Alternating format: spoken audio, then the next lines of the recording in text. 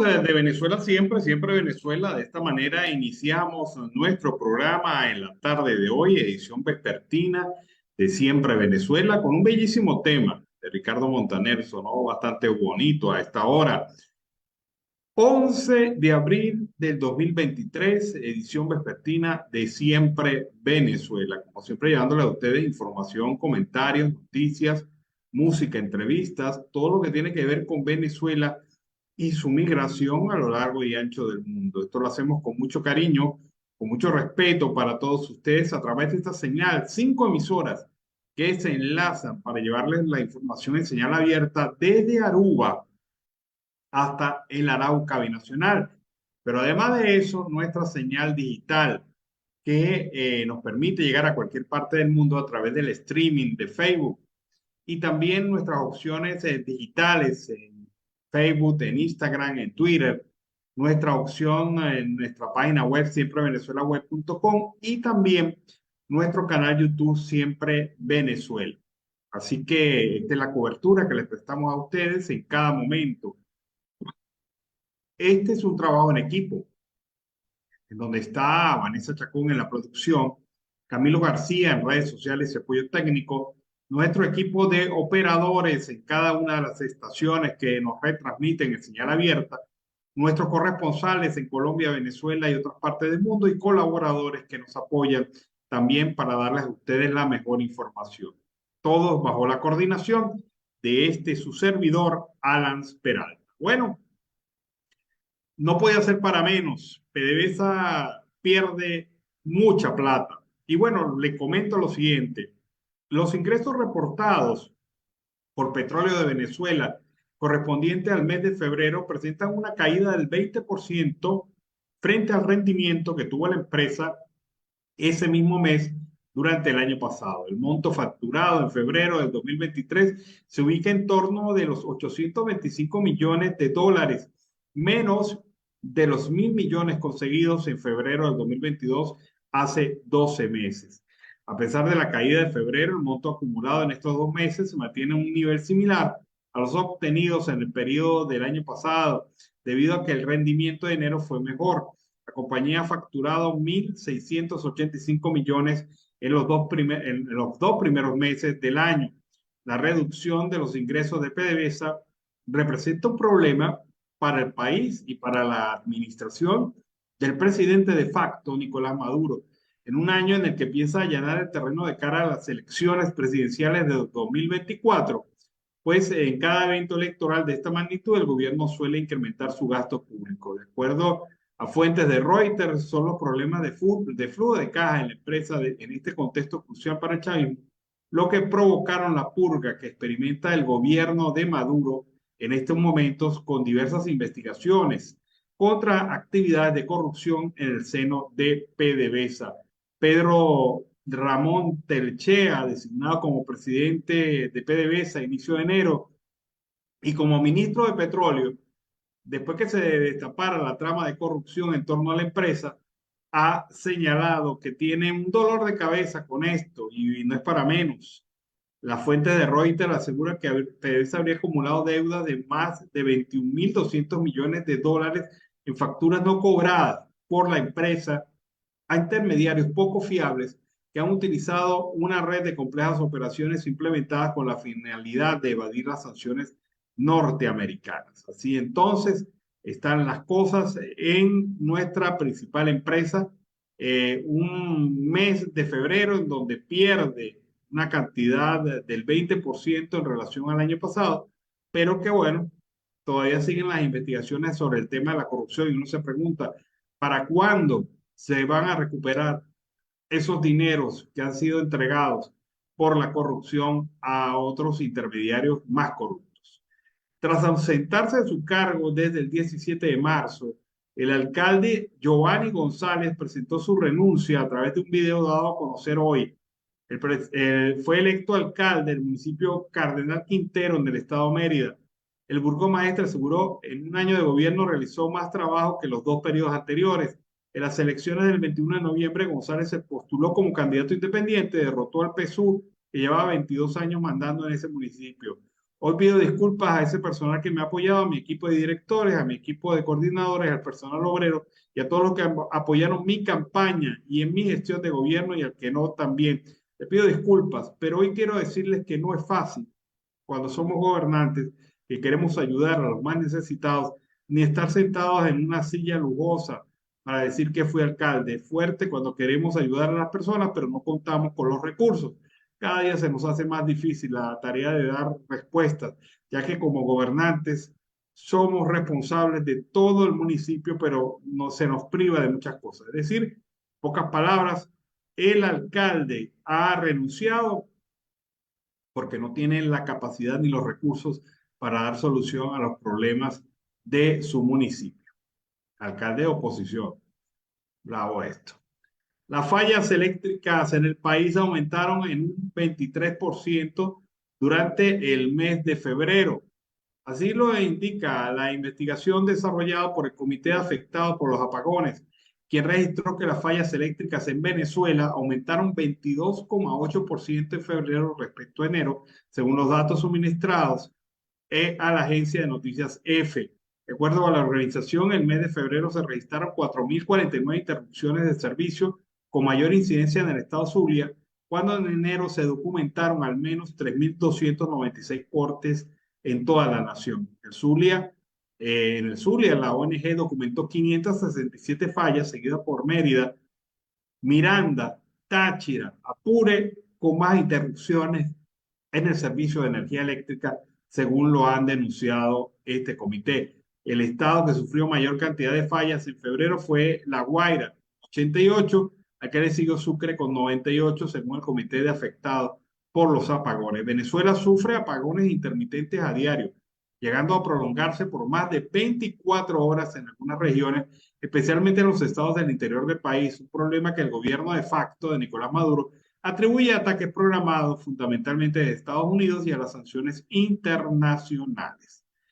La excusa de siempre por parte del régimen de facto de Nicolás Maduro. Y también, en materia informativa, hoy se recuerdan los 21 años de los hechos del 11 de abril sin que se haya hecho justicia para los venezolanos allí asesinados en esos hechos.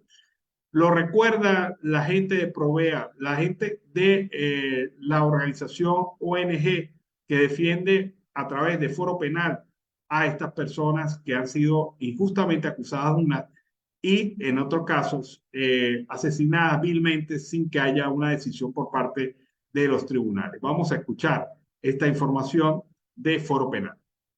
Hoy se cumplen 21 años del 11 de abril del año 2002. En esa manifestación que caminaba hacia Miraflores resultaron 19 personas asesinadas, más de 300 personas heridas de bala. Casos como el de Jesús Muhammad Espinosa Capote, 18 años de edad, asesinado con un tiro en la cabeza. Al día de hoy, en el supuesto negado, cosa que ya ha sido determinado que no eran responsables, que los policías metropolitanos, algunos de ellos hoy día privados de libertad, solo se les responsabilizó del asesinato de 2 personas.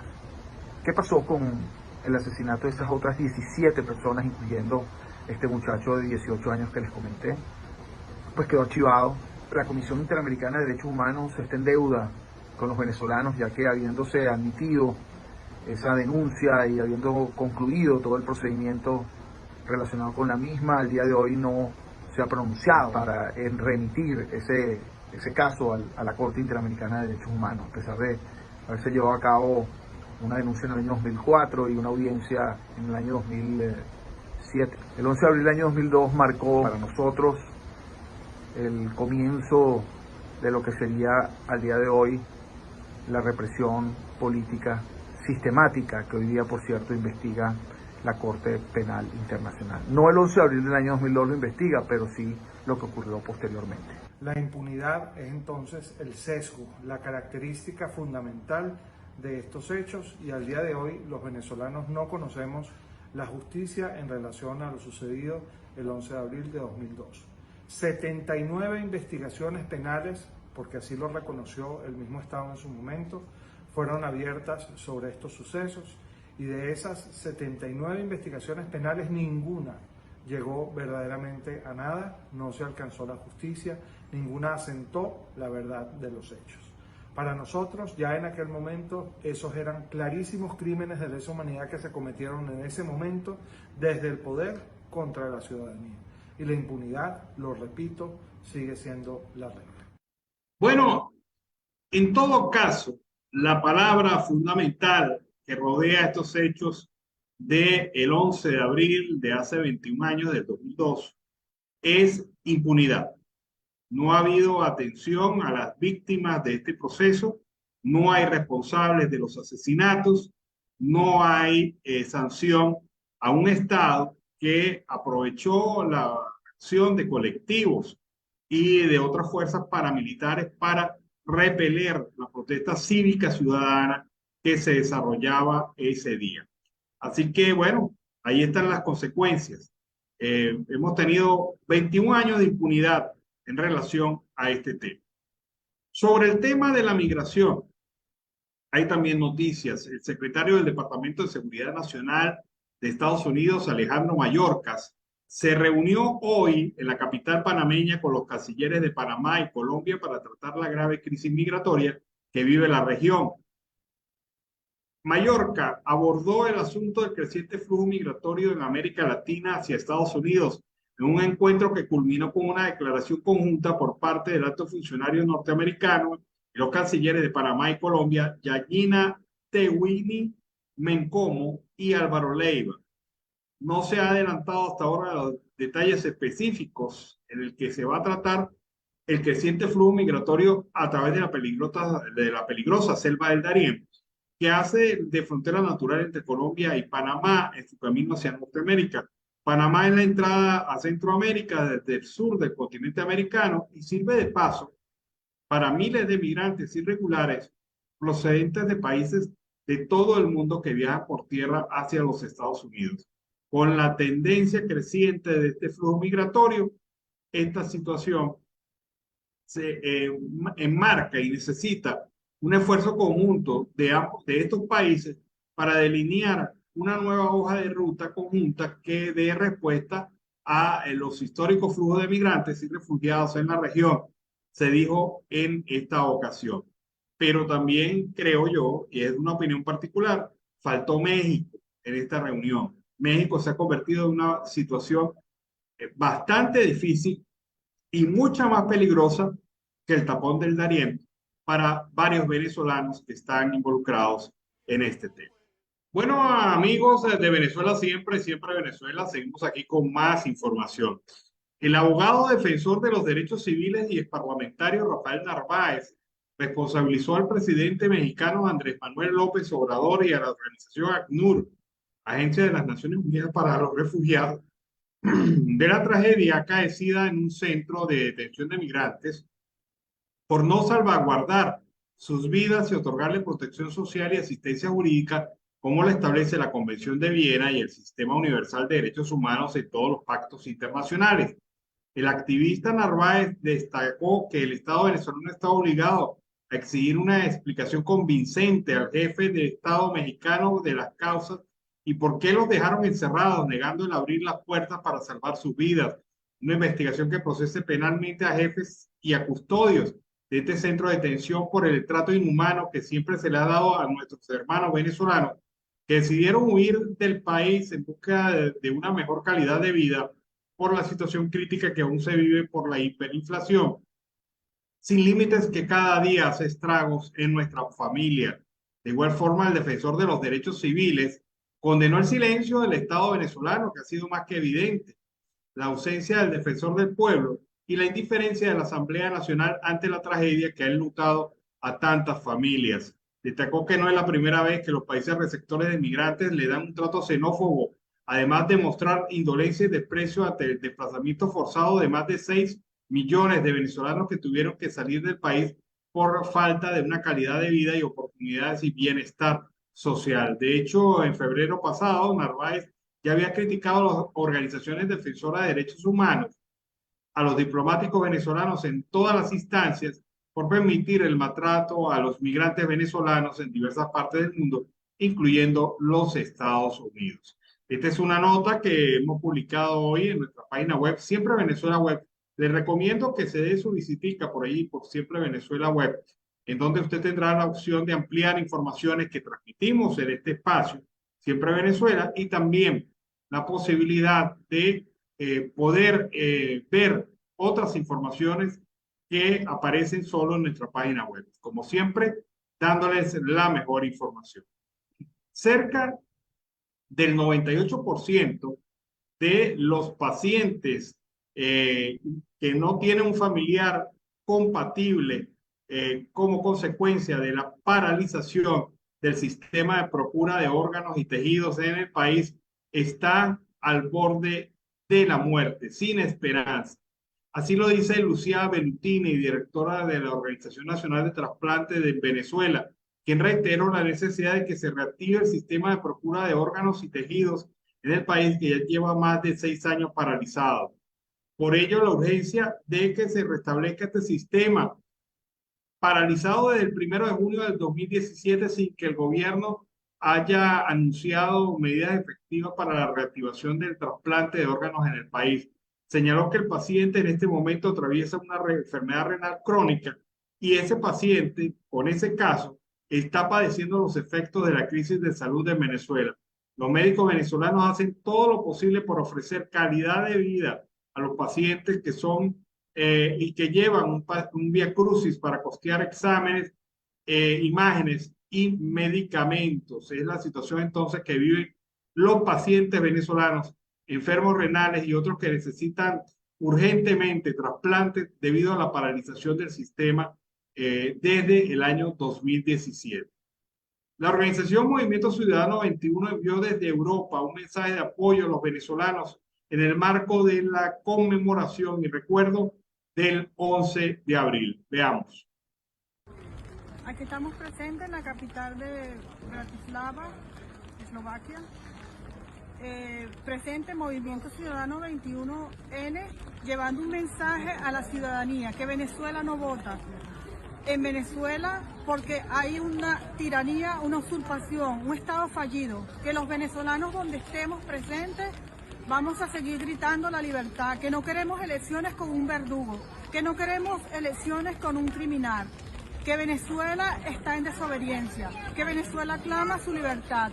Hacemos también un llamado al presidente Biden para que se deje de tanta conversación con este criminal y que tome las cartas en el asunto, porque ya basta de que Venezuela esté sumergida en un estado totalmente fallido, un estado que no tenemos república, que tenemos que rescatar nuestra libertad, que Venezuela clama su libertad. Freedom Venezuela, libertad Venezuela. Bueno, el mensaje de la organización Movimiento Ciudadano 21. Oficiales de Estados Unidos van a realizar pruebas rápidas de las solicitudes de asilo de los migrantes que ingresen ilegalmente a ese país que estén bajo custodia. Se trata de un experimento temporal que permitirá a los extranjeros acceder a asesoría legal, informó el Departamento de Seguridad Nacional de los Estados Unidos. En un reporte de La Voz de América se señaló que este mecanismo entrará en vigencia en los próximos días. Forma parte de los preparativos de las autoridades estadounidenses para cuando finalicen las restricciones contempladas bajo el título 42 en el mes de mayo. Las entrevistas se realizarán en un plazo de 72 horas a través de llamadas telefónicas. Esta administración continuará analizando todas las herramientas disponibles para hacer que el procesamiento de asilo sea más eficiente, al mismo tiempo que defiende el debido proceso y otras protecciones, dijo el Departamento de Seguridad Nacional norteamericano. Esa instancia ejecutiva del gobierno de los Estados Unidos acusó al Congreso de negarse a arreglar el defectuoso sistema de migración. El proceso está diseñado para garantizar que los migrantes tengan la capacidad de contactar a los proveedores de servicios legales. La agencia de noticias Associated Press indicó que las entrevistas se llevarán a cabo en instalaciones temporales de la Oficina de Aduanas y Protección Fronteriza, equipadas con líneas telefónicas que se utilizarán para las audiencias. Organizaciones civiles mexicanas han reportado que el año pasado fue el año más trágico para los migrantes. Unos 900 murieron en el intento de cruzar sin documentos hacia los Estados Unidos. La región vive un flujo migratorio récord con 2,76 millones de indocumentados detenidos en la frontera de Estados Unidos con México en el año 2022. Así están las cosas en relación a este tema de la migración y este nuevo procedimiento que pretende implementar el gobierno de los Estados Unidos para facilitar las solicitudes de asilo. Los trabajadores de Carbonosca en Guayana no escapan de la situación de persecución por parte de directivos de la empresa. Ellos han venido denunciando esta situación y hoy se produjo un hecho en donde se demuestra esta persecución. Veamos. Cuando tú estés de este lado de la baranda, le vas a estar tomando foto al carro porque es que tú, ¿quién coño eres tú? Me extraña porque tú eres abogado de la República y tú sabes que tú estás cometiendo un delito porque yo no sé con qué propósito tú tienes la foto de mi carro en tu teléfono. ¿Qué? ¿Me vas a mandar secuestrar? ¿Me vas a mandar unos coñazos? ¿Me vas a mandar Sebin? Dime pues, pajugo. Queremos que los trabajadores tomen bastante. Dime pues. Te voy a montar en las redes, huevón. Con nombre y apellido. ¿Dónde coño la madre tú tienes que estar tomando fotos en la placa de mi carro? En esta situación, estamos llamados ¡sucio! a los trabajadores sin miedo, hermano. Tenemos mucha razón. Es un grandísimo sucio. Y donde yo me veo implicado en una vaina, el primer responsable vas a ser tú, porque te grabado en las redes de que le estás tomando fotos en la placa de mi carro. Esa mierda es un delito. Abogado de papel. Grandísimo marico. Bueno, ahí está cómo la situación de agresión a los trabajadores de Carbonorca se hace presente en Guayana. Bueno, amigos de Venezuela, siempre Venezuela, iniciamos este tercer segmento del programa en la tarde de hoy. Como siempre lo hacemos, con la presencia en la sala de Carlos Uzcategui Miura. Carlos es como el vecino ese que entra a tu sala a tomar café, a sentarse en la sala, prender el televisor un rato, saluda y se va. O sea, tiene la confianza para hacerlo. ¿O no, Carlos? Así es, Alan, la confianza plena. Y gracias por eso. Saludos a ti y, por supuesto, a nuestra audiencia del programa Siempre Venezuela Radio. Y eso que me debes por lo menos como 15 cafés que me los ofreces, pero ese café virtual a veces no sabe a nada, hermano. Café virtual que sale más barato, Carlos. Bueno, seguimos acá con un tema importante. La ridiculez. Hay gente que hace el ridículo y lo hace de tal manera que no se percata de eso. Lo hace reiteradas veces y no se percata de eso. El ridículo de hoy es el que hizo Yelixe Santaella anunciando la divulgación y distribución de un material entre los niños venezolanos para promover la defensa del Esequibo. Increíble. Nos han dado dos palos cochineros en los tribunales internacionales de justicia y hasta ahora, en este momento, años después del problema, es que el gobierno de facto y su flamante ministro de Educación entienden que hay que decirle a los niños que el Esequibo es parte integral del territorio venezolano. Y mandaron a elaborar 144,000 mapas con material informativo sobre este tema. ¿Qué te parece la ridiculez, Carlos?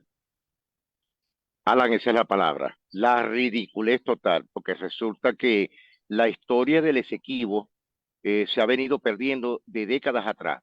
Y con la llegada de Hugo Chávez Frías poco le importó, porque él fue parte de esta entrega del territorio venezolano. Ahora, tal como lo has dicho, nos han dado dos palazos entre las costillas o las rabadillas, que aún de ese punto podemos hasta perder parte de lo que es nuestro territorio, que en el otrora fue parte de Venezuela, que lamentándolo mucho, ningún gobierno se ha logrado hacer algo. Hoy día vi en varias redes sociales, estuve hablando con el exgobernador del estado Zulia, Gilberto Urdaneta Bezón, donde indica que habría que colocar un gobernador en la Guyana. Alan, eso es absurdo, ridículo también, porque ¿cómo vas a colocar tú un gobernador donde ni siquiera puedes plantar la bandera de Venezuela? Mira, hace años atrás, en el Esequibo, desde San Martín, Washington, Georgetown, cuando las patrulleras de la Guardia Nacional o de la Armada Naval venezolana recorrían los límites en los ríos de San Martín hacia la zona del Caroní, les caían a tiro, y eso el gobierno se los callaba. ¿Y tú crees que van a permitir ahora, teniendo ellos la fuerza de la Commonwealth y ser coparticipantes de los Estados Unidos, que Venezuela logre traspasar las fronteras marítimas o las selvas tropicales de la zona? Alan, eso es difícil, se está perdiendo. Pero la ridiculez o la estupidez de esta ministra, que no sabemos si en verdad es licenciada, si es graduada en educación o no conoce la historia de Venezuela, eso es un tema que es muy difícil. Se puede dar a conocer lo que es el Esequibo. Me acuerdo que en todos los cuadernos que tanto tú y yo y desde hace años salía rayada Venezuela Esequiba o el territorio Esequibo. ¿Tú crees que después de tantos años vamos a lograr hacer algo? No lo creo, Alan. No, y fíjate, como decía Luis Herrera, tarde piaste, pajarito, porque esta es una estrategia de educación que se tenía que haber generado no en este momento que vamos perdiendo, se tenía que haber generado en el momento en el cual íbamos ganando. Hace 20 años Venezuela tenía una posición más clara sobre el tema del Esequibo, porque solamente tenía con sus argumentos históricos, jurídicos y legales la posibilidad de sentarse y pararse bien frente a la instancia de las Naciones Unidas para dirimir ese problema con Guyana. Pero resulta que no se hizo porque, como siempre lo he repetido, Chávez prefirió los votos de la CARICOM en las Naciones Unidas y en otras instancias internacionales que la defensa del Esequibo, porque Chávez sabía que si se metía con la defensa del Esequibo, perdía Guyana y perdía a su papá, que es de Cuba. Correcto. Y resulta que los cubanos, disculpa Alan, los cubanos son parte de ese equívoco territorial. Primero se dejaron plantar una soberanía falsa, que es la que inculcó Fidel Castro. Ayer me estaba dando cuenta de algunos elementos. Desde los años 60 los cubanos han querido introducirse en Venezuela. Lo que pasa es que en el tiempo ese los adecos tenían otra persuasión diferente a los ataques guerrilleros que ellos enviaron. Pero Alan, se está perdiendo mucha conciencia o mucha historiografía, mucha biografía e historia completa de Venezuela. Y para nadie es un secreto que este gobierno o régimen tanto de Nicolás Maduro y de Chávez se perdió parte de la historia de Venezuela. Claro, y ahí estamos. Entonces, fíjate que si tú te pones a ver, hay una resolución de la CARICOM apoyando a Guyana. Correcto. Después que nosotros le hemos dado petróleo, se lo hemos regalado, le hemos dado atención a través de Petrocaribe a todas las necesidades de estos países caribeños. La CARICOM emitió un comunicado apoyando a Guyana en su reclamo. ¿Y sabes quién firma el comunicado, entre otros tantos países? Cuba.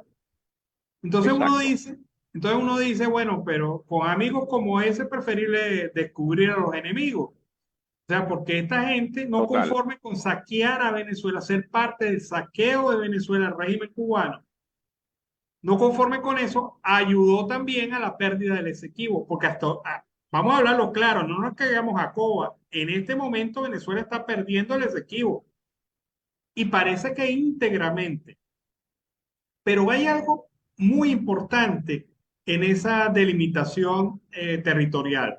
Es que no solamente vamos a perder o perderíamos el Esequibo, es que la cuña norte del Esequibo colinda con el delta Amacuro y con el delta del Orinoco. Y por allí transita, por esa ruta, transita la fachada atlántica de Venezuela.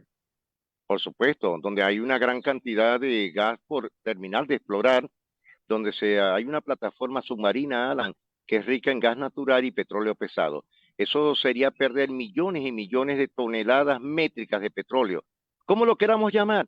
Parte de los minerales que existen en toda la zona.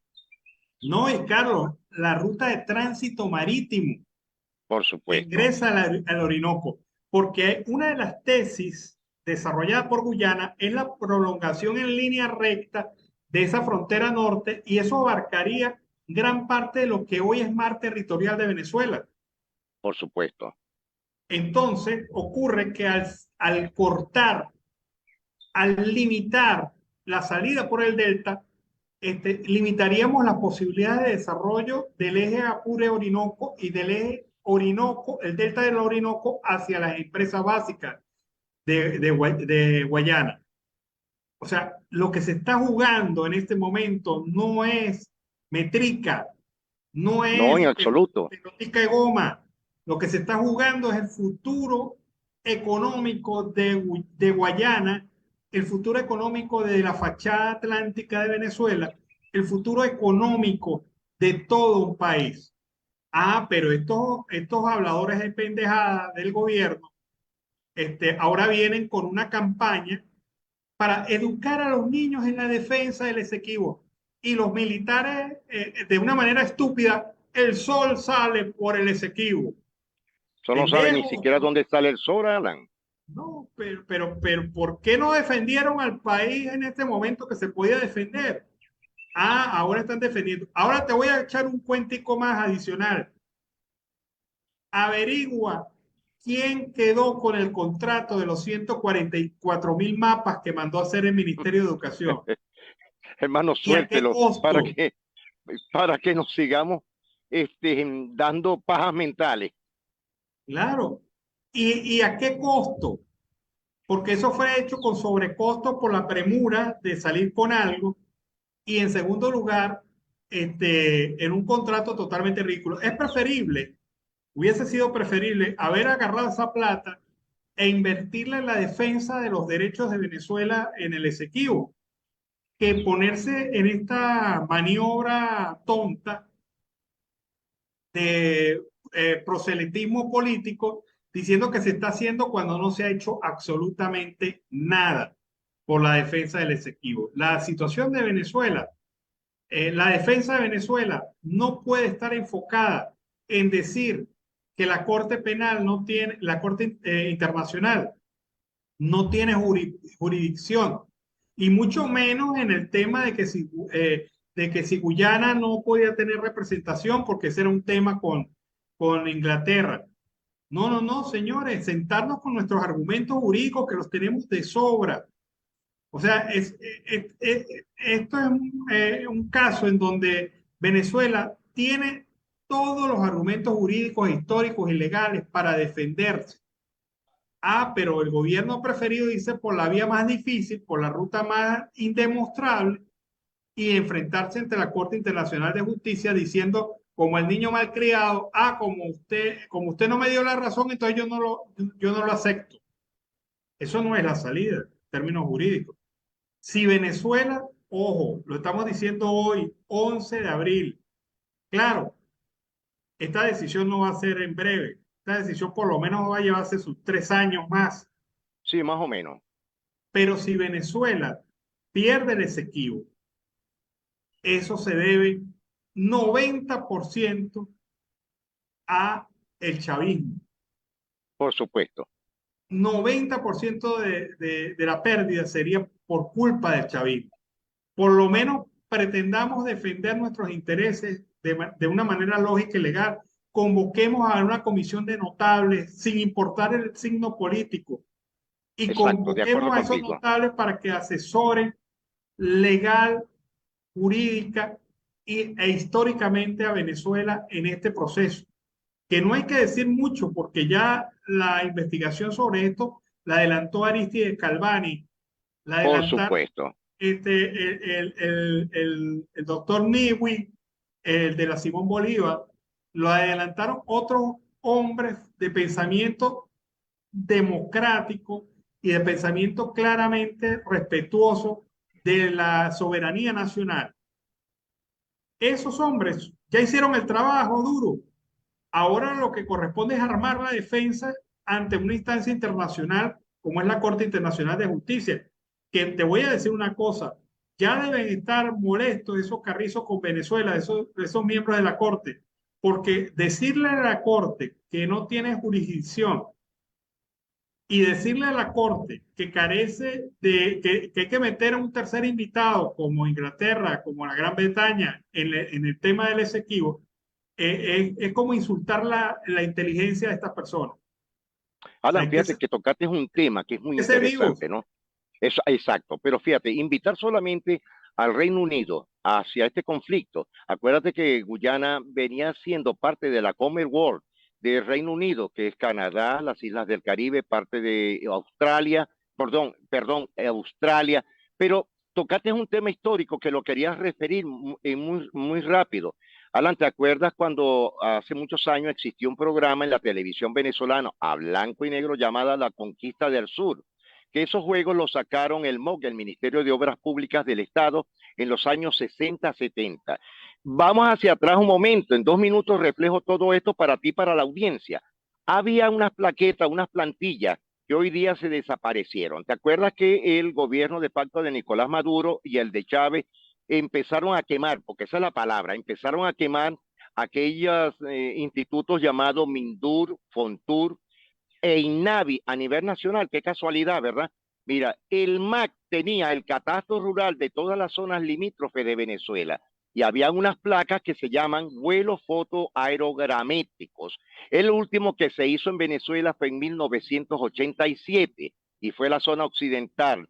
Pero habían plaquetas que la hizo la compañía Shell Holland o la Shell y la creó la Corporation. Y todos los vuelos fotoaerogramétricos los tenía el Ministerio de Agricultura y Cría a nivel nacional. Alan, eso sería un punto muy estratégico para recuperar parte de las escalas que se hicieron en ese tiempo en el sur de Venezuela. Y estamos hablando de hace más de 45, 50 años. Ahora, ¿qué hizo el gobierno esto? Porque esto le convenía más, como lo indicaste tú ahora, estos personeros del gobierno han acabado relativamente con la territorialidad y la soberanía nacional, pero en la frontera. Ese es un punto que tarde o temprano volveríamos a tocar, Alan, pero hay que ver qué se hizo, esas plantillas o esas casetas que venían en la estructuración de los vuelos fotoaerogramétricos que se hicieron en Venezuela desde el año 46 hasta el 87. Eso se perdió. Bueno, fíjate cómo surgen elementos de defensa. O sea, elementos de defensa hay abundante. Ahora yo no entiendo por qué el gobierno se fue por la vía más difícil. Más difícil. La vía más difícil, jurídicamente se fue por la vía más difícil. Y se tardó 3 años en responder a la Corte Internacional de Justicia. Bueno, definitivamente fueron 3 años perdidos, en donde no se adelantó absolutamente nada, a pesar del clamor popular diciendo llamen a una comisión de juristas, llamen a una comisión de notables, gente especializada en el tema para que oriente esta lucha, porque al fin y al cabo no es un problema del chavismo, no es un problema del régimen de facto, es un problema de todos los venezolanos por todo lo que hemos venido conversando desde hace algún rato, porque incluso hasta está comprometida la salida por el Orinoco, por el delta del Orinoco, a la fachada atlántica de Venezuela. Claro, Pero Alan. Esta gente piensa en cualquier otra cosa menos en la realidad del país. Ahora mi pregunta es decir, que este régimen de Nicolás Maduro, conjuntamente con el de Chávez, en 25 años, no ha habido verdaderamente un embajador o un canciller especializado en temas de territorialidad, Alan. Es decir, que no ha habido un personal que sea acorde para estas instancias, y sí las hay, porque hay notables en Venezuela, hoy fuera del país. Claro, pero esos son notables. O sea, en cualquier país del mundo tú puedes ser canciller, pero tú tienes un grupo de asesor de primer nivel. No vas a poner a unos tipos que sepan menos que tú. Así es. Pero en el periodo este de Chávez, ¿recuerda quién era el canciller de Venezuela? Por supuesto. Imagínate. El que hoy es presidente de facto era el canciller de Venezuela en el tiempo de Chávez. ¿Qué se puede esperar de esto? Pero bueno, ahí están las circunstancias más claras que el agua. Y Venezuela Sí. pues depende de esto. Además de una cosa que deben todos los venezolanos saber, quien está financiando el bufete internacional de abogados que defiende a Guyana, en este caso, es la empresa Exxon. Es la que está pagando ese bufete. Ocurre entonces que Exxon tiene sus intereses económicos Porque ¿a quién crees tú que le están dando las primeras concesiones de explotación en las aguas territoriales de esta fachada de la Guyana Esequiba? Se la están dando a Exxon. Por Es supuesto, la que está cierto. pagando esto. Desde hace años, Alan. Claro, y se está gastando el billete que uno puede imaginar para tener a los mejores. Entonces nosotros vamos a salir con un equipo de abogados que también pueden ser muy buenos, los abogados internacionales que tenemos, pero que si no le damos insumos, pues ¿qué defensa pueden plantear? Ninguna. Esta es la circunstancia que tenemos en esta Venezuela de hoy con el tema de Guyana. De verdad que es una barbaridad lo que está pasando y sobre todo la estupidez esta de la ministra de Educación de lanzarse ahora con unas cartillitas que para defender a Venezuela, por favor. Sí, es bastante ridículo que en vez de preocuparse realmente que les paguen buen salario a los maestros, está con eso. Porque fíjate, ¿qué va a hacer con las plantillas? Absolutamente nada. Además, los mapas de Venezuela vienen ya con unos plásticos que salieron en los años 90, 80, 90, donde salían el mapa, donde tú dibujabas todo. Es decir, que esto es algo que ya es viejo, pero para ella es algo novedoso. No conoce la historia de Venezuela, Alan. Claro. Bueno, Carlos, y seguimos con el tema de los cortes eléctricos. Hoy todo el día con cortes eléctricos en varias zonas de Venezuela. Grave el internet. Afecta eso el internet y obviamente pues afecta la productividad, porque ¿qué país se puede desarrollar con cortes eléctricos de 4, 5, 6 horas, a veces 24 horas, 8 horas? ¿Qué se puede desarrollar un país que tiene las vías de comunicación cortadas, las principales, con una pésima vialidad y en una situación de verdad de economía inestable? O sea, le vas a pedir a los emprendimientos que hagan cosas, a pesar de que, fíjate, hay un estudio interesante, por cierto, de la Universidad Andrés Bello, 19% de venezolanos tienen emprendimiento, que no es una cifra pequeña. Estamos hablando no, para nada. De una buena cantidad del país, pero esos son emprendimientos hechos por motu propio y sin apoyo del gobierno de turno.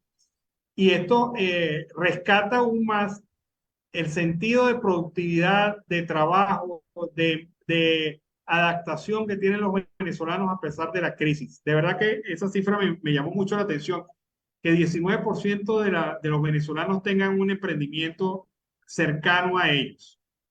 Cierto, es una realidad. Alan, y otra cosa, donde se ha perdido, ¿tú te acuerdas de los famosos laboratorios vivenciales que tenía la universidad con los tecnológicos?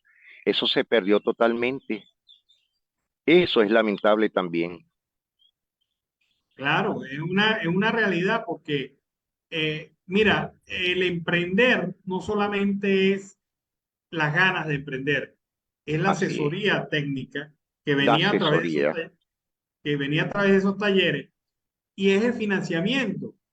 Y estos emprendedores lo están haciendo solitos, sin asesoría técnica y sin apoyo financiero, porque no hay banco que te preste, así es sencillo. Venezuela en este momento no hay banco que te preste. Y, no lo hay. Quienes reciben préstamos son aquellos 4 o 5 grandes que se chupan todo el capital de crédito que hay en Venezuela. Pero por lo demás, quedaron pelandini. Esta es la situación real de nuestro país. Sí, Carlos, es lamentable. Se nos acabó el tiempo. Pues sí, Alan, esperaremos mañana o en el transcurso ya de horas después del programa, en la tarde, en la noche, a ver qué nuevas sorpresas, porque fíjate algo, la palabra, nuevas sorpresas deparan. Veremos nuevos detenidos, nuevos solicitados, están buscando al grupo de los 12 que se les están escapando por ríos, cañadas, túneles, huecos, que según el fiscal quiere ponerle los ganchos. Vamos a ver quiénes serán esos 12 personajes oscuros, grises, o serán chivos expiatorios. Bueno, audiencia, Alan, y a todos ustedes, será hasta mañana, si Dios lo permite. Bueno, vámonos a la pausa comercial y musical del momento. A regreso seguimos aquí con más de Venezuela siempre, siempre Venezuela. Bueno, amigos de Venezuela siempre, siempre Venezuela. De esta manera iniciamos el último bloque del programa durante la tarde de hoy, la edición vespertina de Siempre Venezuela.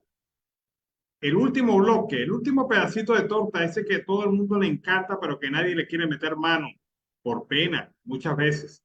Seguimos acá con información. Funcionarios del Servicio Bolivariano de Inteligencia Nacional, SEBIN, allanaron durante el día de hoy 2 galpones que presuntamente pertenecen a la empresa Dr. Miner, dedicada a actividades de minería de criptomonedas.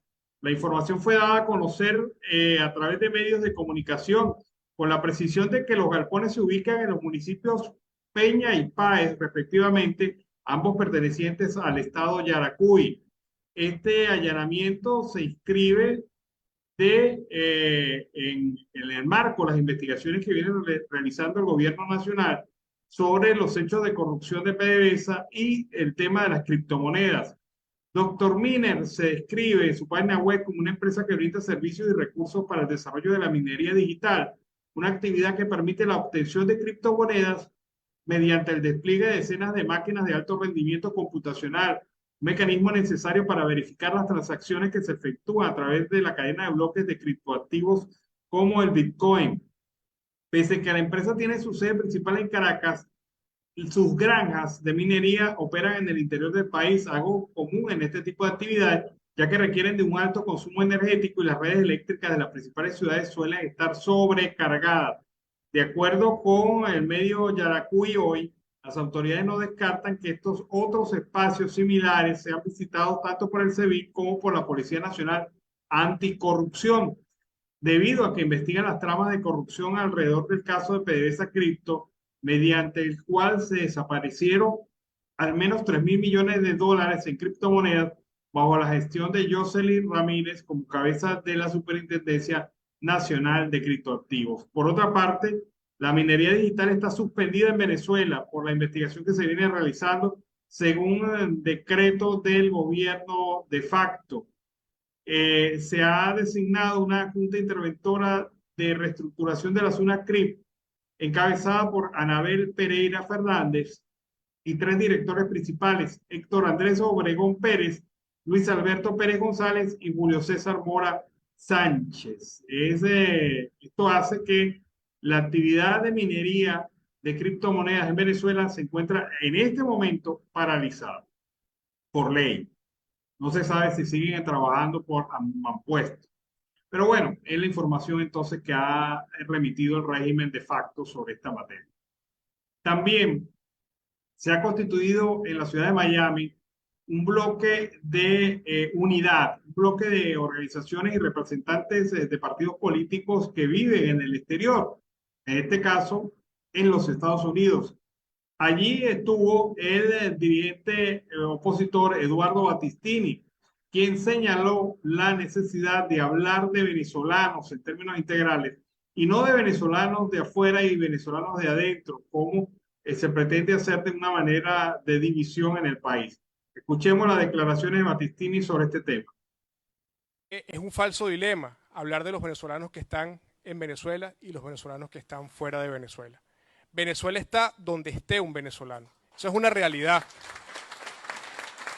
Y está donde esté un venezolano, porque el venezolano que se quedó, como decía Sandy, como han dicho todos los compañeros, se quedó sobreviviendo a quizás la peor crisis humanitaria que ha vivido la región por muchísimos años.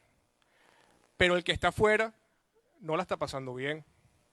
El que está afuera está todos los días luchando para sobrevivir y mantenerse en el país de acogida, pero también para guardar algo de dinero para enviar a Venezuela, para tratar de ayudar a que su familia pueda superar, o ni siquiera superar, pueda combatir contra la pobreza a la que el régimen de Maduro la ha condenado. Entonces ese falso dilema de los de adentro y los de afuera no existe. Lo que hay es una Venezuela que está esparcida por todo el mundo y que tiene su corazón, su mente, su gana y sus deseos de regresar a la Venezuela de tierra, a la Venezuela física que se encuentra en nuestro país. Bueno, y este acto también sirvió para ver dirigentes de diversas organizaciones políticas hablando de la unidad.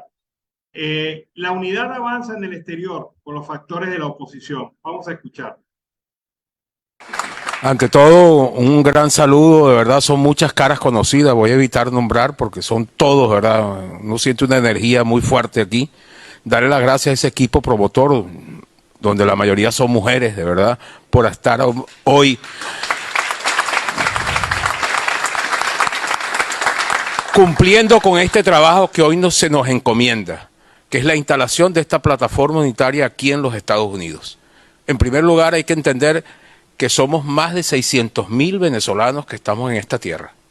Sí, somos una fuerza muy importante para este proceso que estamos hoy adelantando, como muy bien se dice, rumbo a las primarias. O sea, tenemos que organizarnos, tenemos un trabajo por delante muy importante que hacer.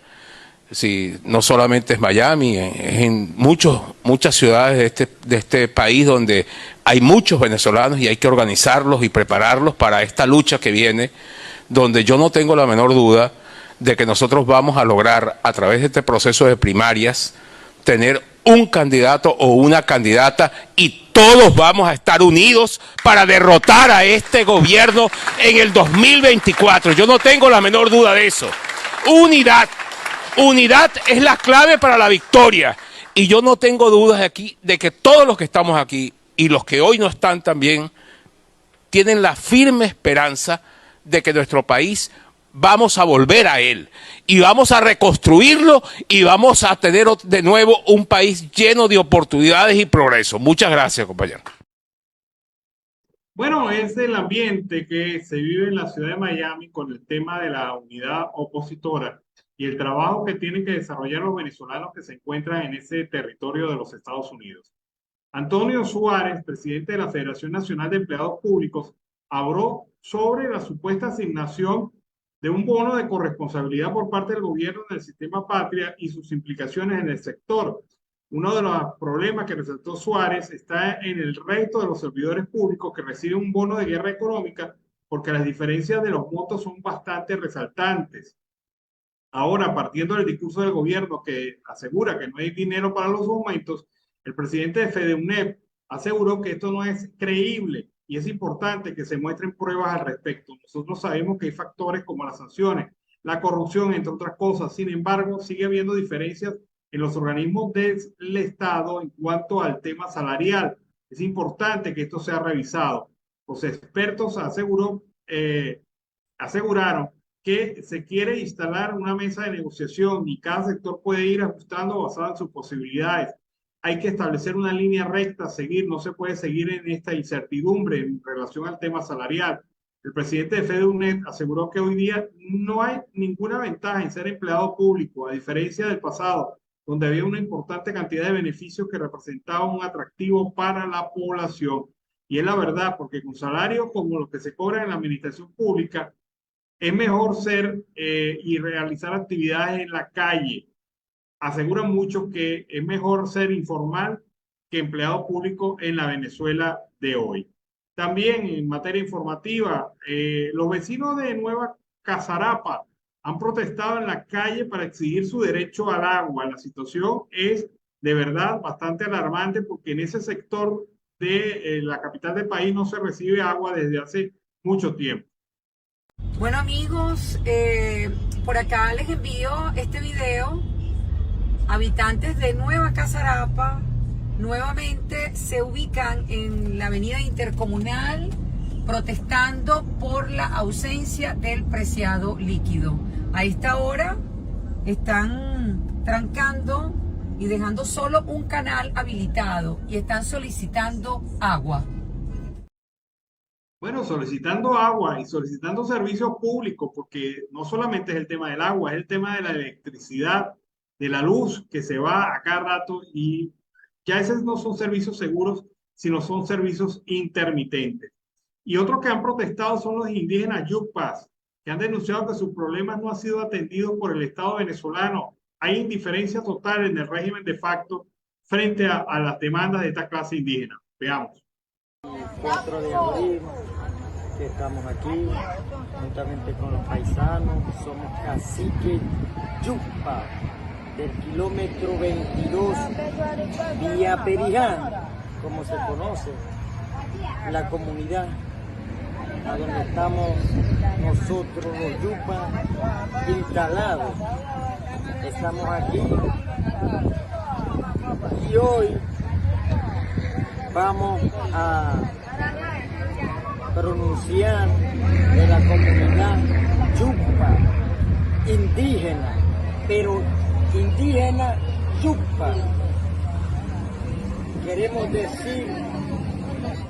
Bueno, los indígenas también son otro sector abandonado por el régimen de FARC. Con este reporte finalizamos nuestra edición del día de hoy, esta edición vespertina de Siempre Venezuela. Como siempre le hemos llevado a ustedes información, comentarios, noticias, música, entrevistas, todo lo que tiene que ver con Venezuela y su migración a lo largo y ancho del mundo. Lo hemos hecho con mucho cariño, mucho respeto para todos ustedes a través de esta señal, involucrando nuestra señal abierta a través de 5 emisoras y nuestra señal digital a través de este streaming de Facebook y nuestros canales digitales en Facebook, en Instagram, en Twitter, nuestra página web Siempre Venezuela Web y nuestro canal YouTube Siempre Venezuela. Como siempre, llevándoles a ustedes la mejor información. Nos encontramos mañana en una nueva edición de Siempre Venezuela, agradeciendo el trabajo de nuestros colaboradores y nuestro equipo de trabajo, encabezado por Vanessa Chacón en la producción, Camilo García en redes sociales y apoyo técnico, nuestros operadores y nuestros corresponsales en Colombia, Venezuela y otras partes del mundo. Todos bajo la coordinación de su servidor, Alas Peralta. Nos despedimos ahora sí, hasta mañana, dándoles un saludo, que pasen muy buenas noches. Nos encontramos en próximas ediciones de Siempre Venezuela. Siempre Venezuela es un programa que te brinda las mejores noticias, comentarios, análisis, entrevistas y música. Información sin censura en la voz de los protagonistas. Todo un equipo de producción de primer nivel. Siempre Venezuela. Lo encontrarás en las radios de tu preferencia. O si no, visítanos en nuestras plataformas digitales. Siempre Venezuela Radio. En Instagram, Facebook y Twitter. De lunes a viernes le decimos lo que en Venezuela prohíben. Porque somos Venezuela siempre, siempre Venezuela.